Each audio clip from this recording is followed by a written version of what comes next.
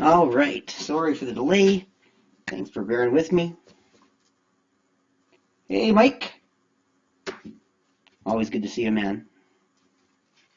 I don't think I'm as entertaining as you are, but not likely to show any privates either. Sorry to disappoint.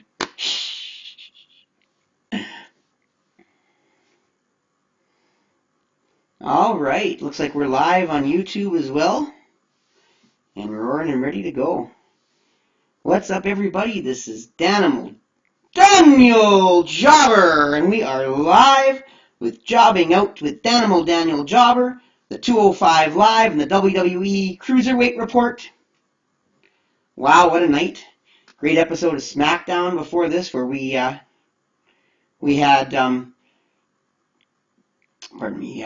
AJ Styles attack Shane McMahon, at the end of the, near the end of the SmackDown show, and supposedly put him in the hospital.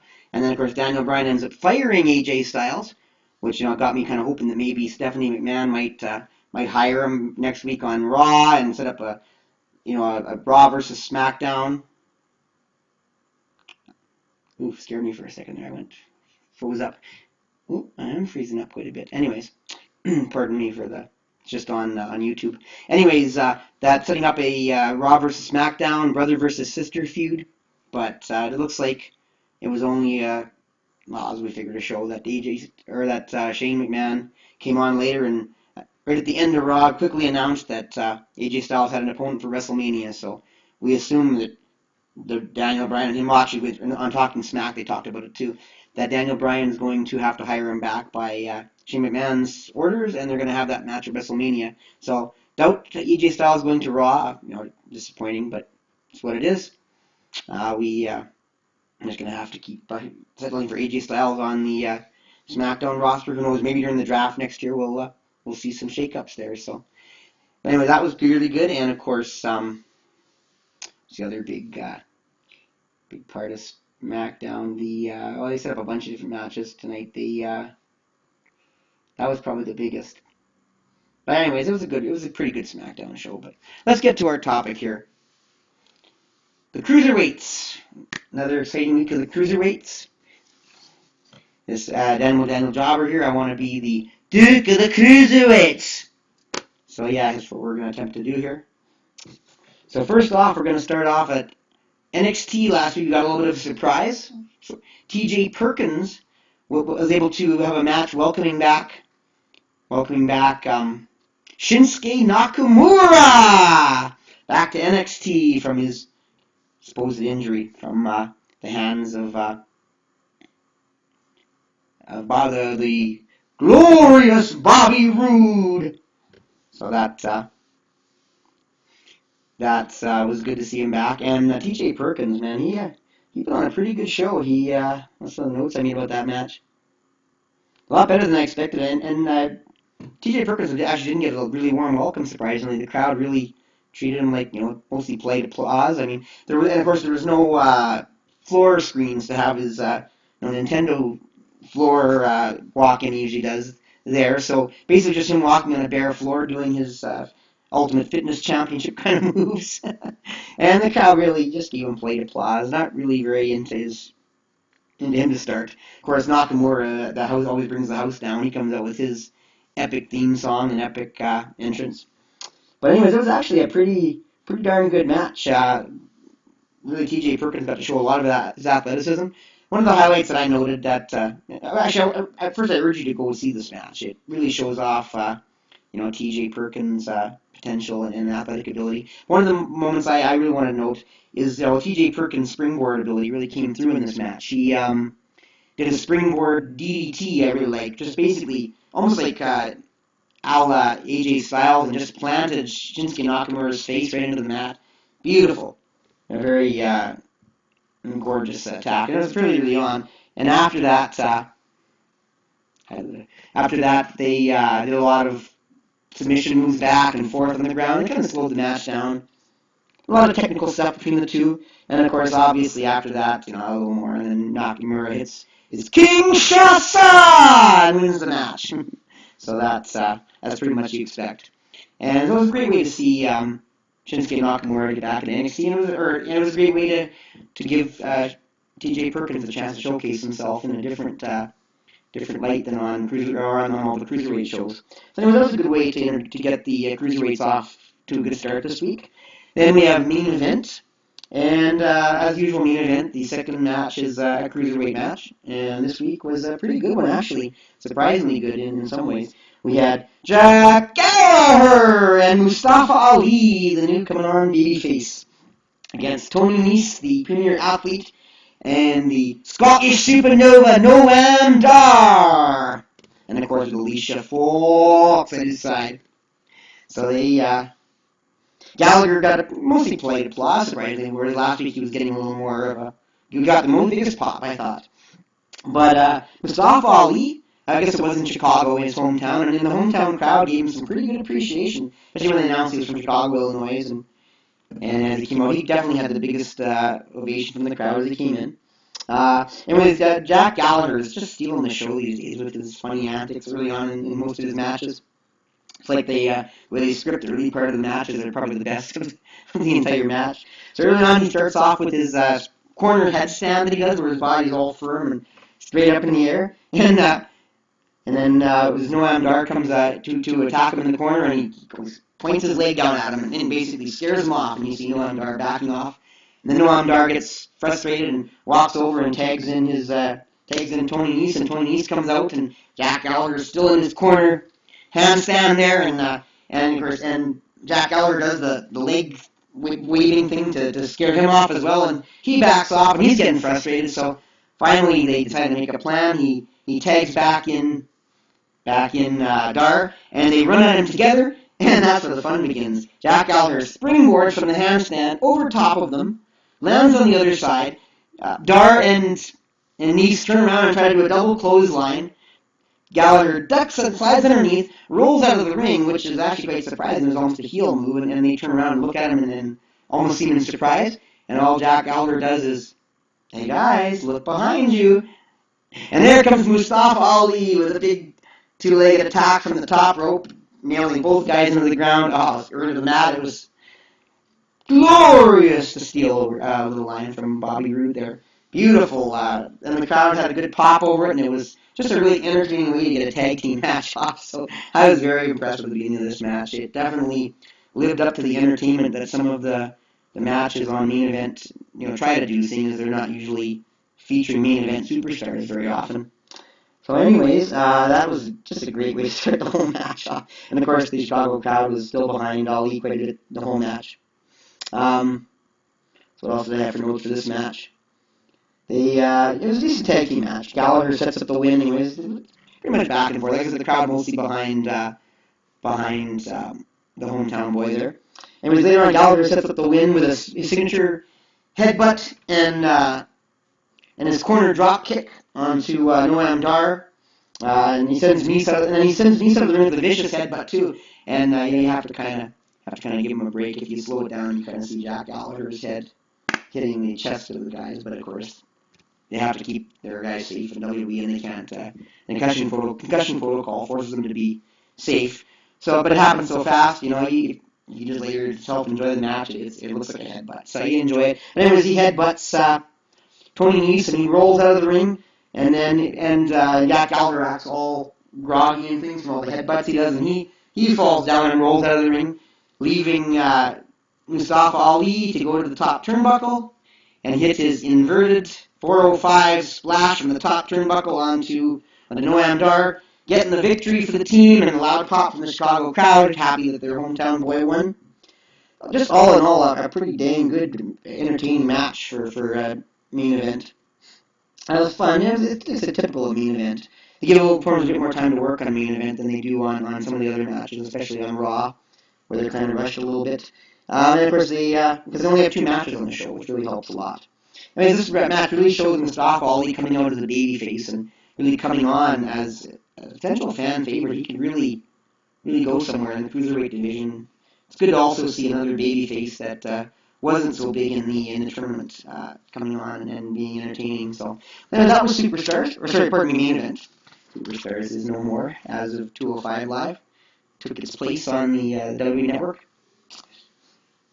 And, of course, WWE Network, as I always like to say, if you're not subscribing to it to watch these great events, main event, of course, is on other shows. In Canada, it's on Sportsnet 360. But if you don't have the network to watch 205 Live, and, of course, NXT, which had TJ Perkins today, what's stopping you, man? It's the best thing that's happened to wrestling since Stone Cold Steve Austin, The Rock, Hulk Hogan, you name it, Macho Man Randy Savage. Just the greatest thing that's happened to wrestling in a long time.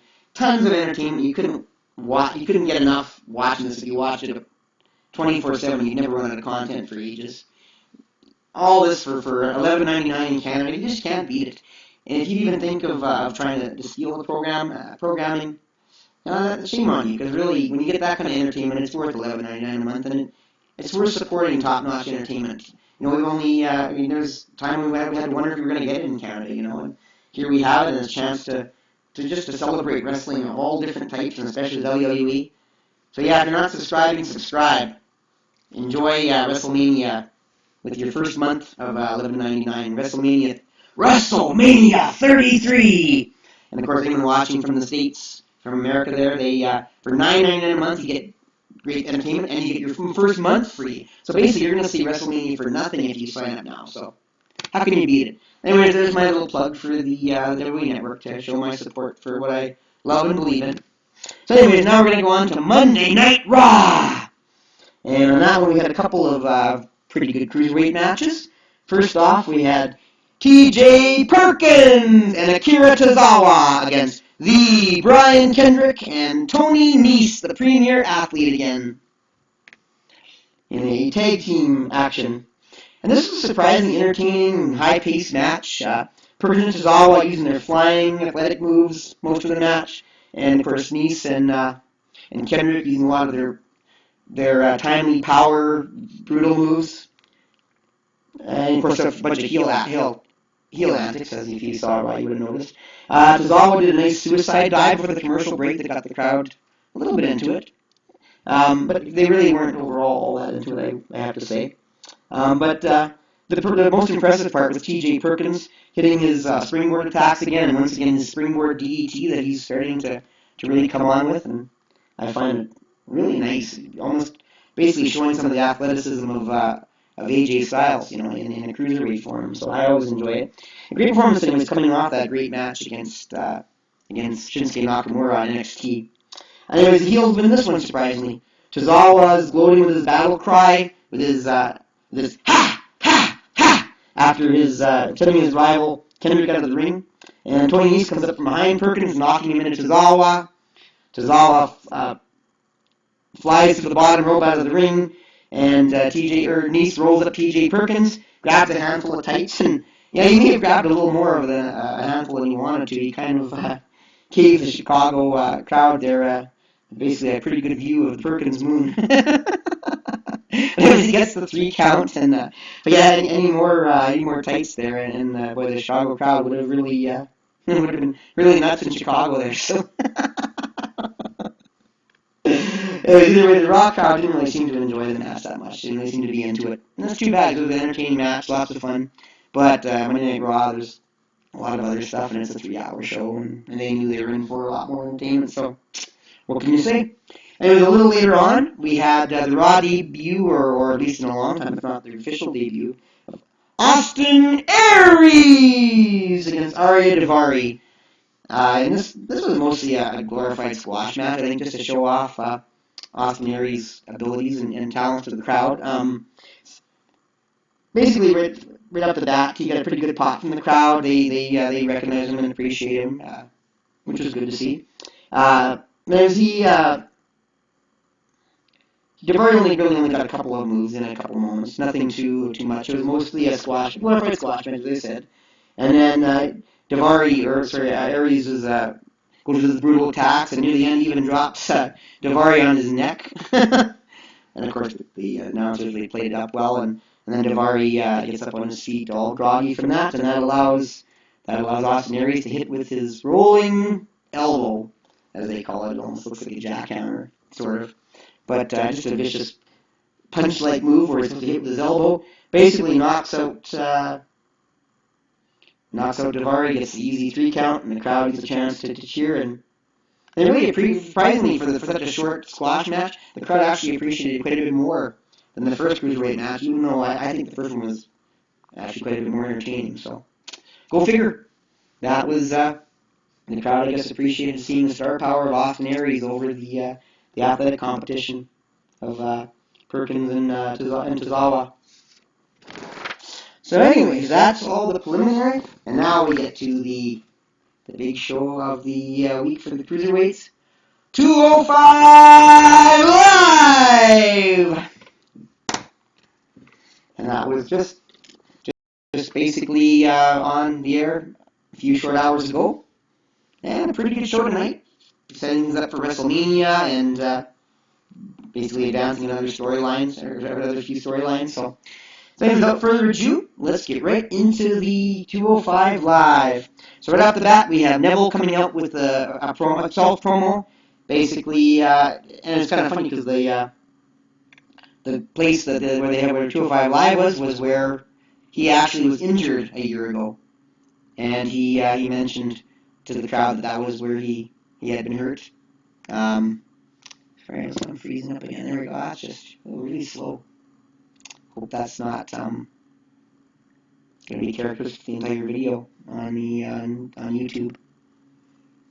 Really choppy, anyways. A year ago he broke his ankle and was robbed of his WrestleMania moment, and he's saying that more than that, though, worse than that was the fact that I looked around and I didn't think anybody even cared.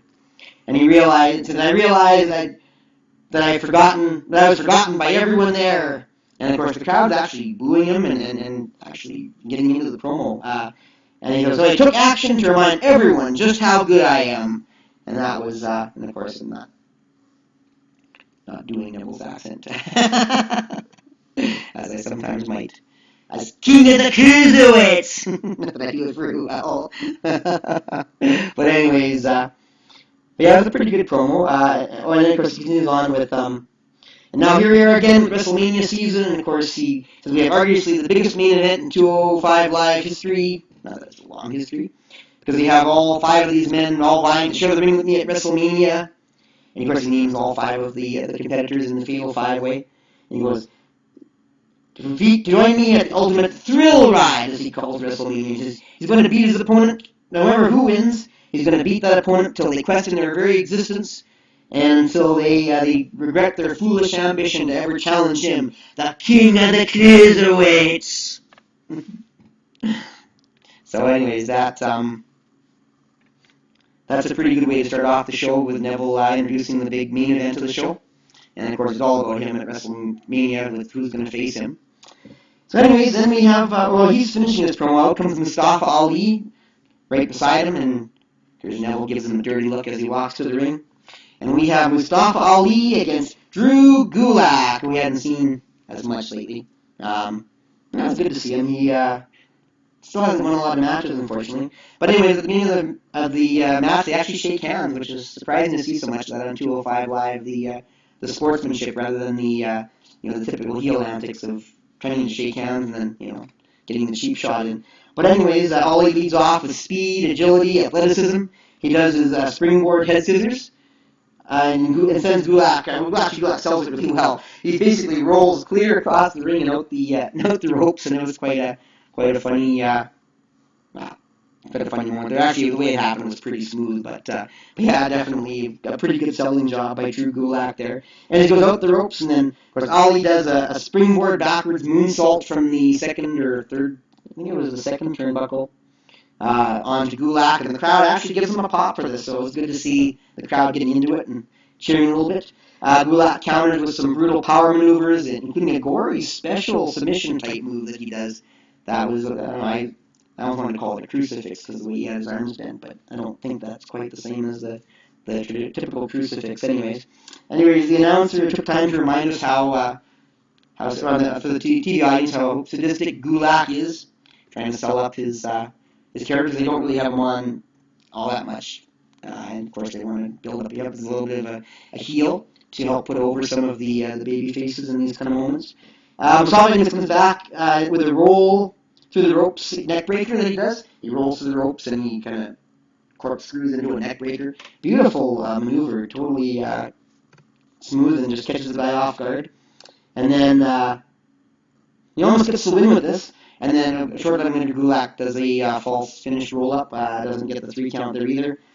And the crowd's starting to get into the match a bit still. And then shortly after that, Mustafa hits a beautiful tornado DDT from the corner, and the crowd once again gave him approval. They got into it again. So there actually were more to this match than sometimes on 205 Live. Anyways, this sets up Gulak in the corner for Mustafa Ali to hit his top rope inverted 450 splash that he does to win his match. And the crowd appreciated that too. And of course, the way he does it, the way he looks, the inverted part of it and everything, it literally and figuratively does look like a top rope dive. Almost like the diving at the Olympics. So, very impressive move that Mustafa Ali has. I think this is really building him up as a babyface. So I think the crowd was pleasantly surprised with Ali. And even though they're quite early on, they seem to win some of their appreciation and respect as the match went on. And Mustafa Ali's everybody turned out to be quite the babyface. Trying to remind me of Neville from over a year ago before he got hurt, with the way his moves and his just smoothness. So I really see great things from Mustafa Ali coming on in the division. It's a shame he wasn't in the Fatal 5-Way match, because really even though he was in the previous number 1 contender match, he actually came close to winning too. He never really had his moment. And I guess technically, I was going to say Rich Swann didn't either, but no, Rich Swann actually had a title match, as did, and of course was champion. And Jack Gallagher had his title match. So really, Mustafa Ali is the only one who hasn't had a legitimate title shot, who wasn't in the Fatal 5-Way. That was kind of a shame. I thought that they should have had him in that. But anyways, it is what it is. Mustafa Ali, of course, wins with his beautiful 450 inverted splash, and that's what it is. So anyways, after the match, Drew Gulak grabs the mic and he does a little promo to get the crowd riled up a little bit, and the crowd's actually booing him. They're really buying into Gulak as a heel, even though he lost relatively easily. He did get some good brutal moves in, of course. But anyways, he was saying that every week I come out and I do my best, and I feel like I get no appreciation. And of course, as the crowd's booing, he goes, "But you know what? I'm not the one who needs to change. What needs to change is you. 205 Live needs to change." And of course, the crowd just wants to know that they're booing him and everything. And of course, they're thinking as I am that, Drew, if you'd actually win a match once in a while, try and start winning one match on 205 Live, they might give you a little more respect. So, but anyway, the crowd really expressing their dislike for Drew Gulak, and he throws down the mic and he walks back into the locker room as they're booing him. So, pretty good idea to do the promo. They actually got the crowd once again involved in the match, even though he did it in a losing effort. And after that, we have a backstage moment with Noam Dar and Arya Daivari. Noam Dar is such an entertaining promo. I really like watching him do his bits with his Scottish accent, the Scottish supernova. And anyways, he's talking with Daivari about how they got to win tonight because it's hard to keep a girl like Alicia Fox happy. So But of course, Daivari says, "You're trying to give me a pep talk. I don't need any of it, man. I don't need any motivation to get revenge on Jack Gallagher for because he had humiliated him those weeks back in the gentleman's duel where he gave him a thrashing." But so anyways, of course, Daivari's all happy and he goes, "Yeah, we're actually gonna do much better this time. That's the kind of intensity we need." And he invites Daivari to give him a fist bump, and Daivari just pounds him with his fist, and you can see as he goes off. Noam Dar shaking his fist in pain. Entertaining a little bit there before the match, and they go to a break, very short break, and they come back, and we have the match between Jack Gallagher and Rich Swann against Noam Dar with Alicia Fox and Arya Daivari, and Jack Gallagher gets a little bit of plated applause, but then, as usual, when Rich Swann comes out with his "Ooh, can you handle this?" Then the crowd starts getting into it, dancing and feeling a little energy, enjoying the entrance. And they get in the ring.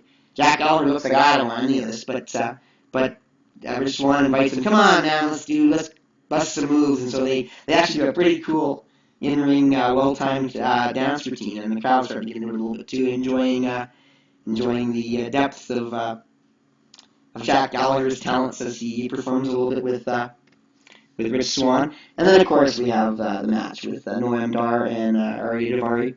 And the crowd, as the crowd's getting into it from the entrance, and then right after that, it gets pretty enjoyable. Oh, and I also made a note that they actually shook hands again before the match. Another time when they have that show of sportsmanship that you just don't expect to see that often in wrestling these days. So, anyways, the match starts off, and once again, Jack Gallagher very early on goes to his corner and does his corner headstand. And once again, Dar tries to go in for the attack, and Jack Gallagher lowers his leg and makes him back off. And of course, all frustrating, goes into the corner. And but this time he's a little smarter. He doesn't just tag in his partner. He tags him in, and then as Daivari goes to attack, he actually runs at Gallagher. At the same time, Dar is creeping along the apron and comes in from behind, and they both converge on Jack Gallagher at the same time. But Jack Gallagher senses it, leaps totally over top out of the way, and Dar and Daivari smack right head first into each other. Well, probably not really head first, but that's the way the announcers sold it. Basically, just it's a really humorous spot again. The entrances at the beginning of Jack Gallagher's tag team matches are so much fun. He's such a fun guy to watch, and of course, it all seems to stem lately from his corner handstand. He does so easily. His body is so strong. He just stands like a post. He's almost like a double tall ring post when he's doing it. It was a very entertaining spot. Great way to get the match going again. And of course, even Dar early on is complaining to the ref about how, what's he doing, man? Stop him from doing this, like as if doing a headstand on the corner ring post is any kind of rule breaking. It was very entertaining beginning, as I said. So anyways, it's a typical tag match after that. Anyways, Dar and Daivari get the upper hand early on. They do the beat down on Jack Gallagher, and they keep him from making his tag. And then finally, of course, Jack Gallagher makes the hot tag to Rich Swann. Rich Swann comes out and does a bunch of high-flying, fast maneuvers, getting the crowd excited, and then surprisingly, again, we have the heels coming on near the end. Let's see what I got here. Later on, Daivari manages to throw Gallagher out of the ring helpless, and then Noam Dar sneaks up behind Rich Swann and just hits a really awesome super enziguri on the side of his head. Totally knocks out Rich Swann and gets a surprise victory for the heels again.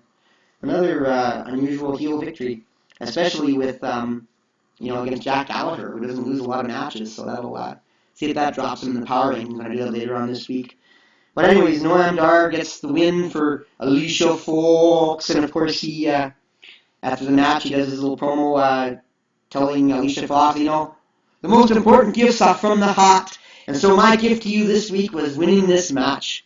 And while he's telling her about how he's winning this match, and basically saying, gifts don't have to cost money, out comes the delivery guy with a big teddy bear in it, saying, my gift for you is this winning this match. And he looks around, and this teddy bear. Great recovery by Noam Dar to once again catch the gift and intercept it to make it look like it's from him. When, as I was saying previously, I'm pretty sure those are coming from Rich Swann, giving these gifts to Alicia Fox. And you just see that story continuing. It's quite the story. We'll have to see who Alicia Fox ends up with next. Actually, I'm thinking the next week I'm going to send Alicia Fox a gift, I think the gift from the heart from the Danimal Jobber would touch Alicia Fox right to the heart and win a girl like Alicia Fox. No, it's quite the story, but of course, if any of the viewers are getting tired of me saying Alicia Fox, you got to realize that I don't give two fucks about it. Well, anyway, that finally brings us to the main event, the fatal 5-way match to determine the number one contender and who faces Neville at WrestleMania. We have Tony Nese, T.J. Perkins, Akira Tozawa, the Brian Kendrick, and of course, Austin Aries, who pretty much most people knew he was going to be the one to go to WrestleMania some time ago. So this was very highly expected that he was going to go to Austin Aries. But anyways, no spoilers yet. I'll get to the match. Even though it was a spoiler. So anyways, and of course, I made a note as Brian Kendrick was entering with his interesting theme song of "He's a Man with a Plan." That's but unfortunately his plan backfired, because on the contract, it's not the Brian Kendrick, it's a Brian Kendrick with a Y. Sorry, the Brian Kendrick, you should have read the fine print on the contract. But no, of course, that's not the case. It is the Brian Kendrick in the Fatal 5-Way with the other 4 guys. And it's an elimination, so basically, as each guy is eliminated, there's one last guy in the match, until the last guy gets the final elimination, and of course he ends up being the number 1 contender. So anyways, the crowd right off the bat is chanting Austin Aries, Austin Aries. But really that was the majority of the crowd's excitement at all. They really weren't all that loud as the match started. Even early on when Perkins did a couple high-flying moves and when Perkins did a couple of high-flying moves on Aries, and he did a pose, the crowd actually was booing T.J. Perkins, which is strange, seeing as T.J. Perkins has been a babyface the whole time and always does his best to be a fan favorite. But yeah, they booed him, and then as Austin Aries throws him out of the ring, he starts to imitate him, doing his imitation of his promo, and the crowd is cheering Austin Aries. So you know who's more over. You know that the crowd is looking forward to Austin Aries and is treating him like a babyface, even though sometimes he has a little bit of heel in his presentation. But anyway, that was kind of interesting. And lots of exciting moments in this match. Anyways, Kendrick hits Aries from behind, cleaning him from the ring, and then, of course, in turn, Akira Tozawa takes him out, and then Akira Tozawa does his battle cry, ha, ha, ha, ha, and the crowd, I guess, mildly interested in his presentation, but I think they're starting to get used to it now, so it's not quite as new, seeing his battle cry. Anyways, Austin Aries later on takes out Tony Nese with a heat-seeking missile suicide dive, and that gets a gasp from the crowd, so definitely most of the crowd's reactions are coming for Austin Aries. Later on, Tozawa hits a German suplex pin combo on Tony Nese, but surprisingly, the Brian Kendrick comes in and breaks it up, and of course it's Kendrick trying to steal the spotlight for himself, and he goes for the pin on Nese, and of course it backfires, Nese kicks out, and no one gets eliminated. So typical Kendrick trying to be a heel, and as fans always enjoy the heel's antics backfiring on him or failing. So that was another interesting spot there. Later on, Tozawa does his battle cry again, ha, ha, ha. There's a suicide dive taking out Kendrick and knocking him into the barricade. Sorry, background noise there. Anyways, while Tozawa was showing off to the crowd, Perkins hits him with outside of the ring. Perkins hits him with a corkscrew plancha from inside of the ring. Beautiful springboard attack, and taking him out. And then Tony Nese gets into it, and he does a springboard attack, jumping over, I guess it was more of a diving over the top rope. No, I guess it was a springboard, to the man outside the ring as well. And of course, Austin Aries says, oh, well, you guys can do that. I can even do better. Monkey see, monkey do, and he goes up onto the top turnbuckle, and it totally backfires, because Brian Kendrick goes from behind and just sends him flying off the corner turnbuckle into the barricade. Beautiful moment. And at that point, it's almost, made the crowd gasp for Aries. Just crazy jump, man. You have to go back and see this match if you haven't seen it yet, or you don't get a chance to see it soon, or didn't get a chance to see it tonight. There's a lot of funny, exciting moments in it. So anyways, let's see where we are here. He sends them to the outside, and then out of nowhere, Tony Nese comes in and does his flying knee attack, and takes Austin Aries through the through the barricade, and the crowd just gasps over this. Like, oh man, that was awesome! Flying Nese out of nowhere. And at that point, you think Austin Aries, you're starting to wonder if Austin Aries is going to get up from this, because right through the barricade, and he's laid out as the match continues. Beautiful moment. Anyway, that's the OMG moment of the match, I have to say, in a match of many OMG moments.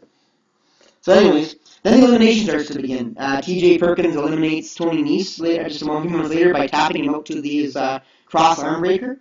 And after that, Kendrick catches Tozawa off guard with hitting him with his sliced bread number 2 attack off the corner, and rolls him up and gets the surprise 3 count on Tozawa. And of course that's surprising that Tozawa got eliminated second, because he's one of the more exciting baby faces at this point. And of course, it only adds fuel to the fire of their feud.